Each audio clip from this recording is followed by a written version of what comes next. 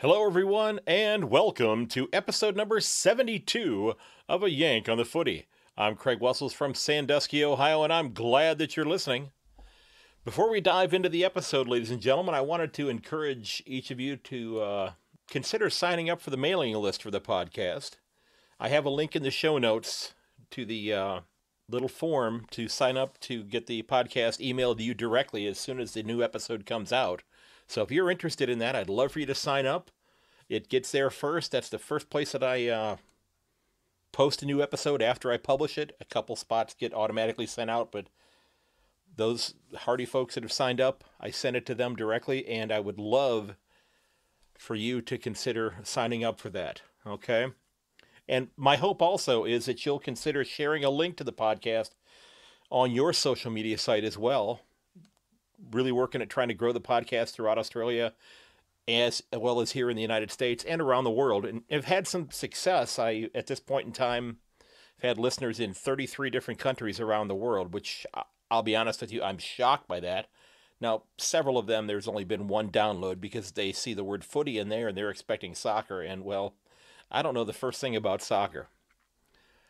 Now, ladies and gentlemen, one other thing before I dive into the episode, I wanted to let you know that I opened up recently what's called a Buy Me a Coffee page. And I know it's kind of a strange title. And it's a site that is very similar to Patreon. And what it does is it allows fans of podcasts or blogs or YouTube channels and things of that nature to support the creator of the show or whatever platform it happens to be if they'd like to do so. And I've added a link in the show notes. At this point in time, I don't have a standalone podcast website yet, so I can't attach it there. But like I said, I have put it in the show notes. I'm going to put a link out on Twitter once this episode comes out as well. And what this is going to do is to hopefully allow me to, pay for my podcast hosting sites or fees for this year, as well as hopefully getting a standalone website up and running, and looking at down the road possibly updating some of the equipment that I happen to have that I use on the podcast right now. So any money that would possibly come in with that is going to go right back into the podcast. So if you were considering doing that sort of thing, I'd greatly appreciate it. I do still have my store page open up on Redbubble. There's a link for that as well. So if you're looking for a t-shirt or a couple stickers to put on your computer case or in the back window of your automobile, that'd be fantastic. I would love to have the support there. I truly appreciate you listening. Those of you who have been here from the beginning and those of you who are joining, midstream, love having you here. Truly, truly appreciate it. I can't thank you enough for tuning in. Now, in this episode, I wanted to take some time to give you a short preview of the AFLW season, which is beginning this weekend. In fact, in just a couple of days now. But before I do that, I wanted to take a look back at episode 71, last week's episode. And I spent some time in that episode discussing the Tasmanian Premier's ultimatum that he gave to the AFL about getting a club in Tasmania sooner rather than later.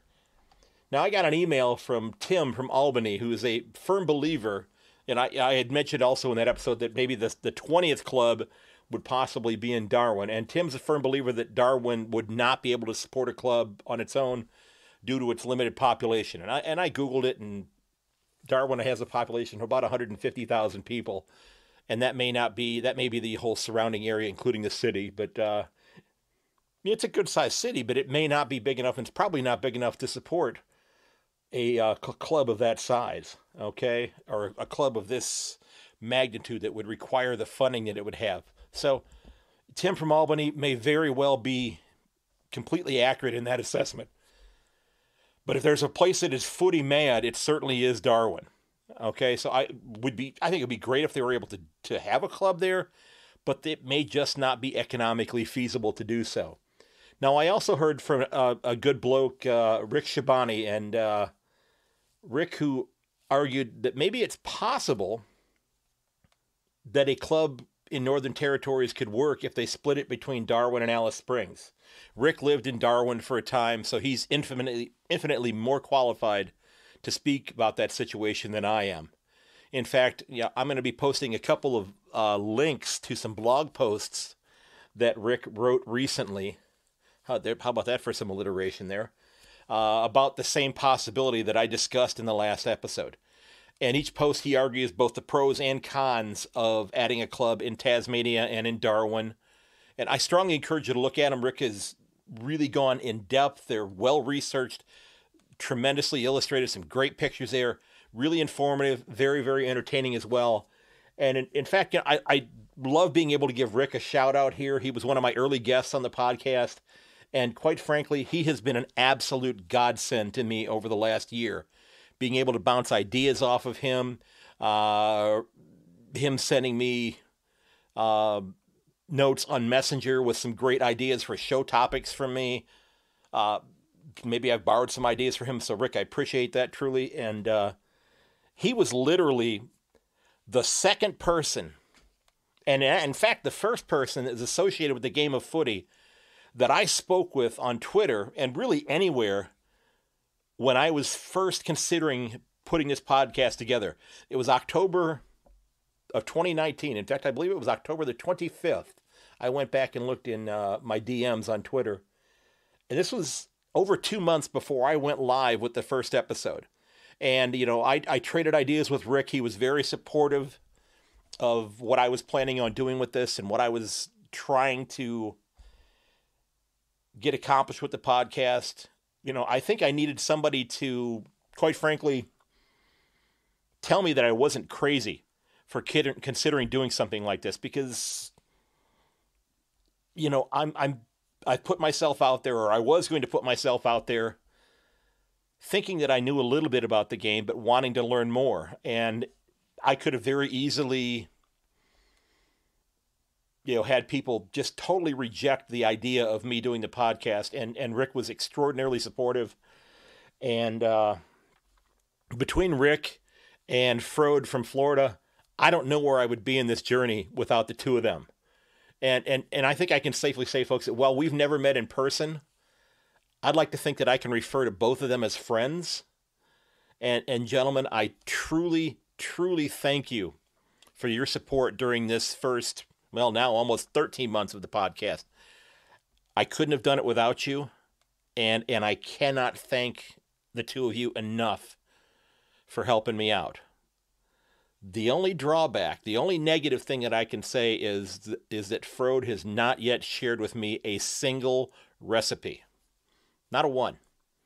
He posts some really wonderful dishes online, and I haven't seen recipe number 1 from him yet. So I'm a little disappointed in you in that, as far as that goes, Frode.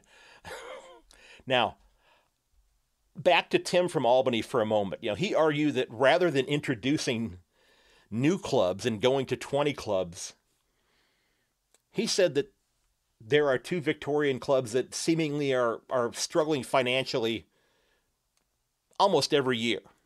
And he pointed out North Melbourne and St. Kilda. And he argued that the Roos and St. Kilda, in his mind, should be relocated to Tasmania and to Canberra, respectively. This would give both of them some type of exclusivity, allowing them to become more financially viable, to maybe grow a whole new fan base in the new communities. Now, again, that would be extraordinarily disappointing to Saints supporters and Roos supporters in Melbourne and in Victoria. I'm not saying this is right or wrong. I think he made a very compelling argument about this, trying to grow the game. And like I said, I don't think this is what Saints and Roos supporters want to hear, but in the long term, do you see this as a viable solution for getting a club established in Tasmania and possibly in the capital city? I'd love to hear what you think about this. So, feel free to shoot me a message, shoot me an email on Twitter at yank_on. You could send me a message there, or you could shoot me an email at yankonthefooty@gmail.com. I'd love to hear what you think on this. And it's a rather compelling argument, because I don't know if there is a good solution to the situation in Tasmania. Nobody wants to lose their club. Nobody wants to have their club get moved or downsized or merged with somebody else. But as you know, it has happened before. And it may very well happen again. Again, I'm not advocating it. I'm not saying it should happen, but it's something that I thought was a rather interesting argument. Now, we've got the 2021 AFLW season around the corner, literally around the corner. I believe it's actually starting tomorrow, within the next 24 to 36 hours. So I wanted to take a few moments to dig into the 2021 NAB AFLW season, and I wanted to give you my predictions. Now, I'm not going to try to predict the entire 14-club ladder. I'm not enough of an expert on the AFLW. I would argue that I'm still figuring out the AFL, so I don't want to hang myself out there and look like even more of a dork than I already am. So what I think I can safely say, and that I've been saying for quite some time and have been advocating and trying to get the point across to those of you who may be a little reluctant about watching the women's game, I think the quality of play is going to be much improved this year. If you are somebody who's kind of a women's footy denier and, it's terrible, it's lousy, that sort of thing, I think you would have to concede that the quality of the game on the grounds has improved from year to year to year.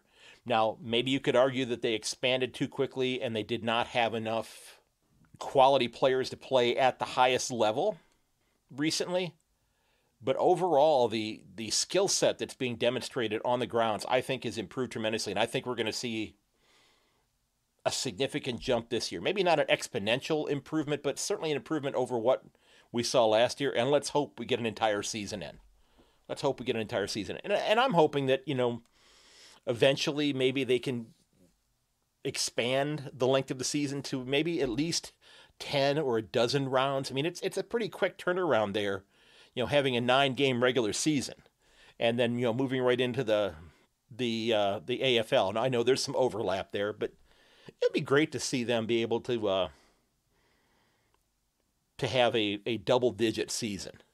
So I wanted to give you my tips for round one of this year, this week, and then I want to get into my tips for who's going to be playing finals and ultimately winning the premiership. And I'm going to also give you my picks on some of the awards for this year. And I am probably going to be completely wrong with these, but I'm going to put them out there anyway. So here are my tips for round one of this season. We've got Collingwood and Carlton facing off in the opening game, and I've got Carlton winning this one by 8 points. We've got the Bulldogs and the Saints playing. This is a contest. I see the Bulldogs winning this one by 10. Little American bias there. I'm hoping Danny Marshall has a fantastic game. Gold Coast and Melbourne. I've got the D's winning this one by 9 points. West Coast and Adelaide. I've got the Crows taking this one by 13 points. The Cats and the Roos. Now, full disclosure, those of you who've been listening a long time, I am a Cat supporter. I would love to see them win the game, but I think that North is going to take this game. I think they're one of the top teams in the comp. The last time they played, if I'm not mistaken, North scored 8 consecutive goals against them. Probably not going to happen this year. I think it's going to be a much closer game, but I've got the Roos winning this one by 11. The Tigers are still seeking their first AFLW win, and they're taking on Brisbane this week. I've got Brisbane winning this one by 8 points. And the last game of the weekend, game number 7 of the weekend, the Dockers and the Giants. Now, the Giants have been displaced, and they're training elsewhere right now. I believe that's the women's team that's training elsewhere. I could be completely wrong about that. I thought I read it was the women's team, but I don't think it was the men's team that moved. The Dockers are one of the top clubs in the comp. If I'm not mistaken, they were at the top of the ladder last year when the season was ended.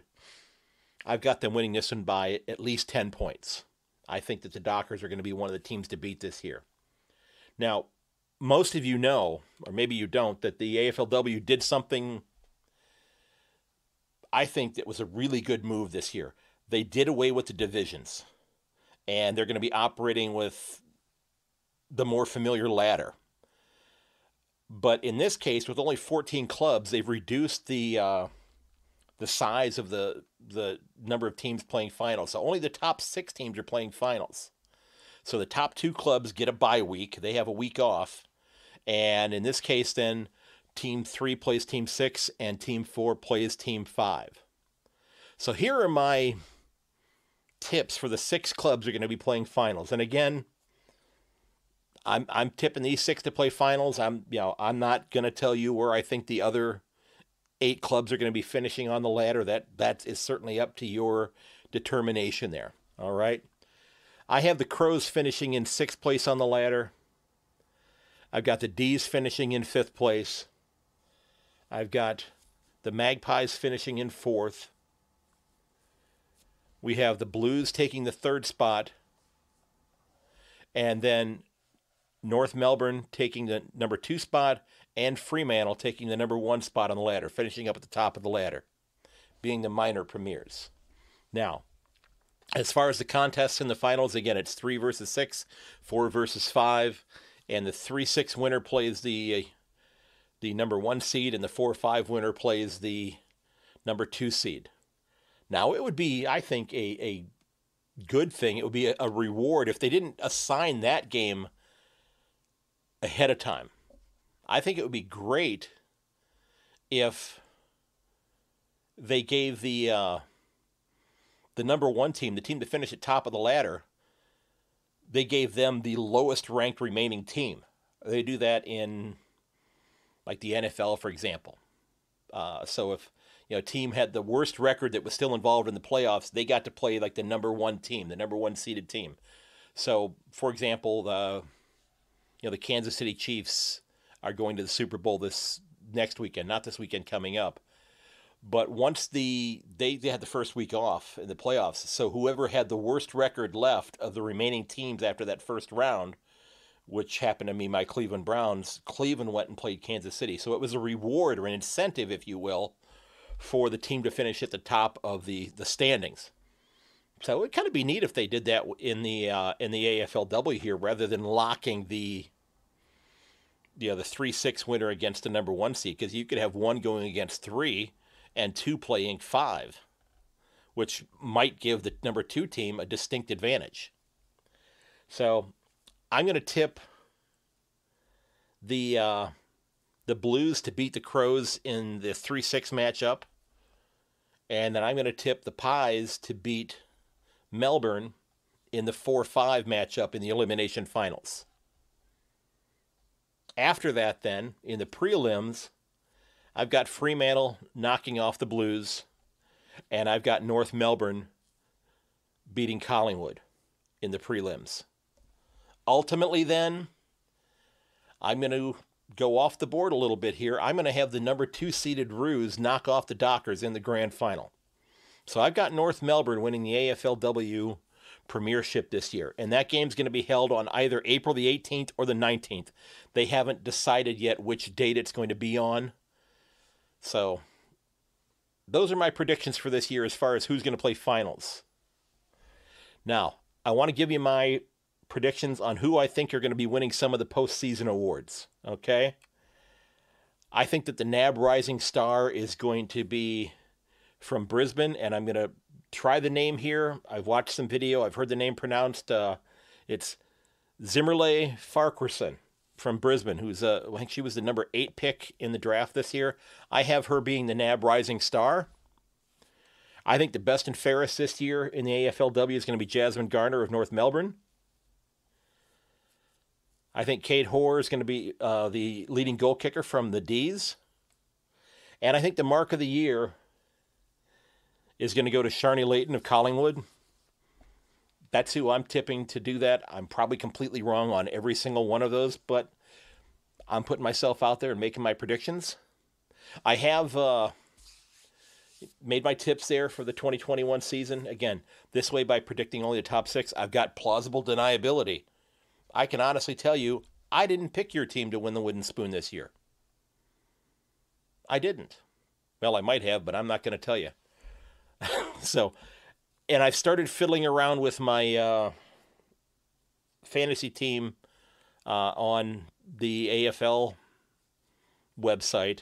I think Supercoach has opened up for this year as well. I have not done anything with that yet, but I will be doing that shortly, and I'll let you know who I have placed on my teams.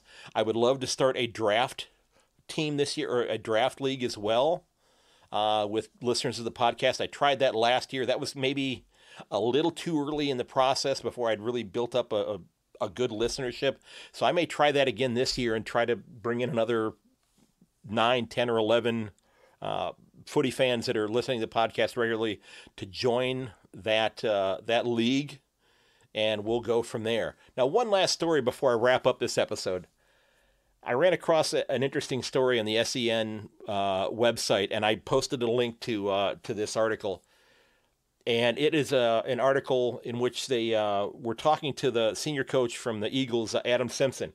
And he was making the argument that with all of the cuts that the clubs have been making and having to make, following the impact of COVID, that, as he put it, the carrot of the AFL is not as strong as it used to be. That idea of having a job working in the comp at the highest level in the country is not something that is going to draw people to it necessarily, because there may be reduced compensation. You may end up having to work for maybe less money than you could possibly make in that position out in the open market.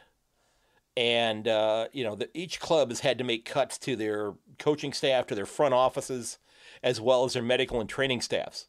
Yeah, and they mentioned in the article that right before training started this season, that the Cats lost 2 team physicians. Yet they had 2 doctors who left the club, and they decided that they were going to be able to earn a better living out in the private sector, so they stepped away.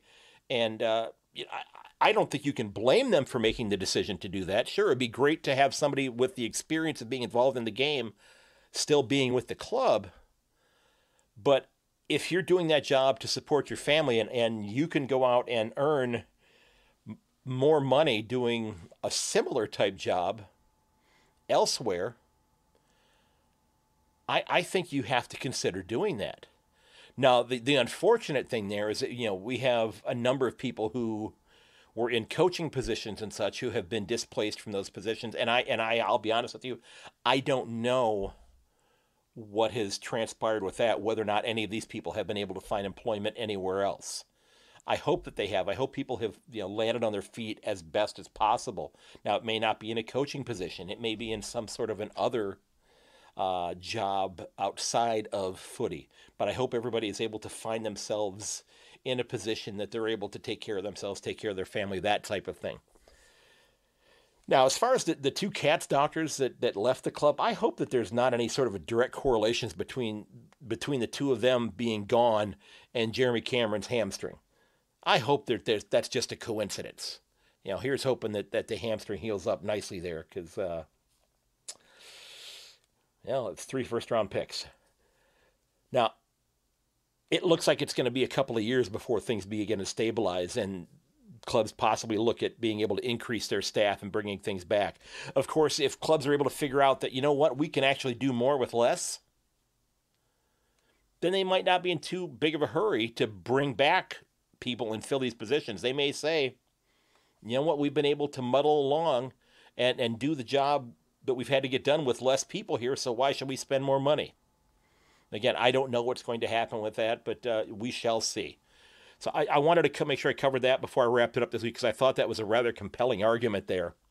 Now, ladies and gentlemen, don't forget that if you'd like to sign up for the mailing list so you get each new episode delivered to you first, there's a link to a short form in the show notes. If you want to sign up, I'll get you on the list and make sure that the podcast gets out to you instantaneously.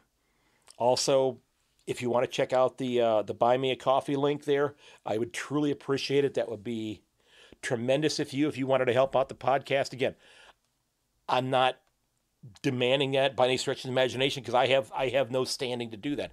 I wouldn't do that. But if you're enjoying what I'm doing, if you want to hear more of it, if you want to have it sound better than it does, if you want to, have a better appearance with the podcast by having a nicer homepage, if you will, than the one that I have through the app. You know, I had started to design a web page, but I haven't published it yet because I'm really not sure what I'm doing with it. But I'm hoping to be able to do that sort of thing. So if you'd like to help out, that would be terrific. And also, ladies and gents, if you've got an idea for a show topic, or if you know someone that you think would be a great guest on the show, feel free to drop me a DM on Twitter or shoot me an email. Send me a note on Messenger, on Facebook. I check those things incessantly. You can also find me on LinkedIn as well. And I think I mentioned this before, but I want to mention it again. To those of you who are tuning in, who I've connected with on LinkedIn, thank you so very much. It has been absolutely amazing, the interaction that I've had with people on LinkedIn over the last month. It has been tremendous. There are so many wonderful, dynamic people there. I've connected with many people who are interested in coming on the podcast to discuss the game, that sort of thing, whether it be in Australia, here in the States. I've had several international contacts that want to talk about the game and their involvement in the game where they live. It has been tremendous. I have used the analogy online, and I don't think I've used it here, but the response has been so tremendous that it's been like trying to get a drink of water out of a fire hose. It has just been, it's been great. And I can't thank those of you who are listening and those of you who have reached out and contacted me and connected with me. I can't thank you enough for doing that, because you have a wealth of knowledge that I'm looking forward to exploring and discussing with you. I've got several interviews already set up, and I cannot wait to bring those to you. Now, ladies and gentlemen, remember that while you can find all the episodes of this podcast at ayankonthefooty.podbean.com, you can also find it on your favorite podcast provider.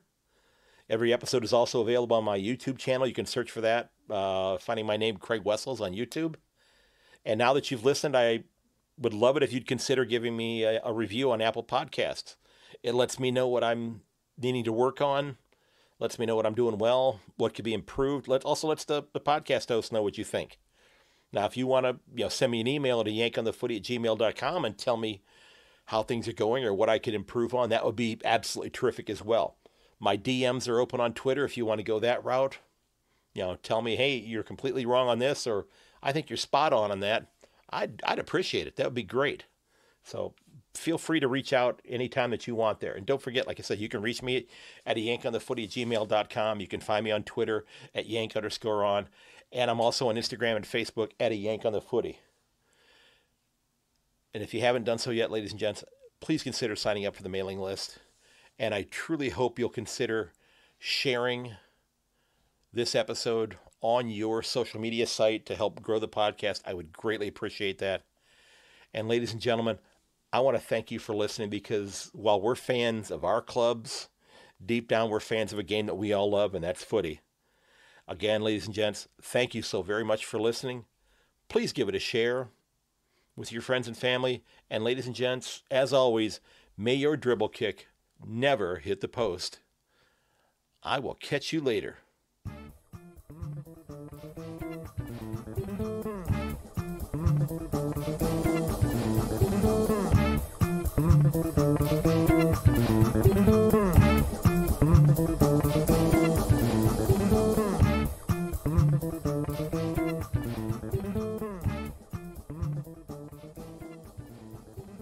This has been episode number 72 of A Yank on the Footy. Don't forget that you can reach me at yank_on or at ayankonthefooty@gmail.com. You can also find me on Instagram and on Facebook at A Yank on the Footy. You can also find it on YouTube. Just search out my name, Craig Wessels. And ladies and gents, thanks for listening, and please share the podcast with your friends and family. And until next time, goodbye.